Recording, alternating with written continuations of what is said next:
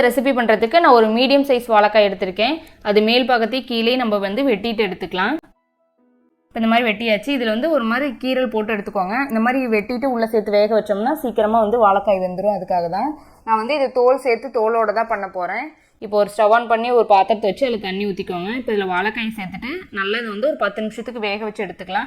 இது கூட உப்பு அந்த மாதிரி எந்த பொருளுமே போட்டு நம்ம சேர்த்து வேக வைக்க தேவையில்லை. உப்பு சேர்த்தோம்னா வாழைக்காயில் சலசலப்பு வந்துடும். அதனால் உப்பு சேர்க்காமே நல்லா வேக வச்சுக்கோங்க. இப்போ ஒரு 10 நிமிஷம் போல் ஆயிடுச்சு. வாழைக்காய் நல்லா வெந்து வந்துருச்சு. இப்போ தனியாக எடுத்து ஒரு பிளேட்டில் வச்சிடலாம். இப்போ வந்து வாழைக்காய் நல்லா சூடாக இருக்குது. ஆறுனதுக்கப்புறம் இதை நம்ம வந்து நல்லா பொடியாக கட் பண்ணிக்கலாம். வாழைக்காய் வந்து இப்போ நல்லா ஆறிடுச்சு. இதை வச்சுட்டு நல்லா பொடியாக கட் பண்ணிக்கலாம். நான் வந்து தோல் சேர்த்து தான் பண்ண போகிறேன். நீங்கள் ஒருவேளை உங்களுக்கு தோல் சேர்க்க விருப்பம் இல்லைன்னா தோலை வந்து நீங்கள் எடுத்துகிட்டு அதுக்கப்புறம் நீங்கள் வந்து கட் பண்ணிக்கோங்க. இப்போ இந்த மாதிரி நல்லா கட் பண்ணிவிட்டு பொடியாக கட் பண்ணி எடுத்துக்கலாம். இந்த அளவுக்கு நல்லா கட் பண்ணியாச்சு. இந்த அளவுக்கு கட் பண்ணால் போதும். இப்போ இதில் ஒரு 1/4 டீஸ்பூன் மஞ்சள் தூள் சேர்த்துக்கோங்க. இப்போ இதுக்கு தேவையான அளவுக்கு உப்பு சேர்த்துக்கோங்க. நான் ஒரு 1/2 டீஸ்பூன் சேர்த்துக்கிறேன். சேர்த்துட்டு இது அப்படியே இருக்கட்டும். இப்போ வந்து இதை நம்ம தாளிச்சிடலாம். இப்போ ஸ்டவ் ஆன் பண்ணி ஒரு வடைச்சட்டி வச்சுக்கோங்க. இதில் ஒரு 2 டேபிள் ஸ்பூன் அளவுக்கு எண்ணெய் ஊற்றிட்டு ஒரு 1/2 டீஸ்பூன் கடுகு சேர்த்து வெடிக்க விட்டுருங்க. இப்போ இதில் 1 டீஸ்பூன் அளவுக்கு உளுத்தம்பருப்பு, 1 டீஸ்பூன் கடலைப்பருப்பு சேர்த்துக்கோங்க.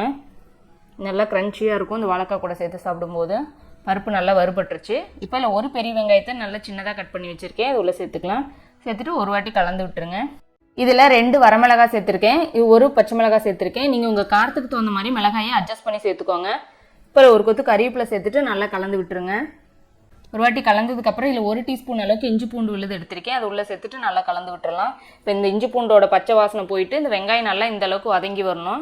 இந்த அளவுக்கு நல்லா வெங்காயம் வதங்கிருச்சு. இப்போ நம்ம கட் பண்ணி வச்சுருக்கிற வாழைக்காய் உள்ளே சேர்த்துக்கலாம். இது கூடவே 1/4 டீஸ்பூன் வந்து பெருங்காயத்தூள் சேர்த்துக்கோங்க. சேர்த்துட்டு நல்லா இதை வந்து ஒரு வாட்டி நல்லா கலந்து விட்டுருங்க. கலந்து விட்டுட்டு இந்த கரண்டியை வச்சு நல்லா உங்களால் எந்த அளவுக்கு நைஸாக கொத்த முடியுமோ அந்தளவுக்கு இப்படி நைட்டாக கொத்தி விடுங்க. இந்த வாழைக்காயெல்லாம் அப்படியே நல்லா வந்து கொஞ்சம் நைஸாகிடணும். உங்களுக்கு எந்த அளவுக்கு வேணுமோ அந்த அளவுக்கு நல்லா இதை கொத்தி விட்டுருங்க. இப்போ இந்த அளவுக்கு நைஸ் ஆயிடுச்சு. இப்போ ஒரு 1/4 கப் அளவுக்கு துருவன தேங்காய் சேர்த்துட்டு இதை நல்லா நம்ம வந்து வதக்கி விட்டுறலாம். நல்லா இதில் அந்த வாழைக்காய் கரண்டியில் நல்லா கொத்தி விடும்போது இன்னும் நல்லா டேஸ்ட்டாக இருக்கும். கடைசியாக கொத்தமல்லி தழை தூவிட்டு நல்லா ஒரு வாட்டி கலந்து விட்டுட்டு ஸ்டவ்வை ஆஃப் பண்ணிடலாம். அவ்வளோதாங்க, நம்ம சூப்பரான வாழைக்காய் பொடி மாஸ் ரொம்ப குயிக்காக ரெடி ஆயிடுச்சு.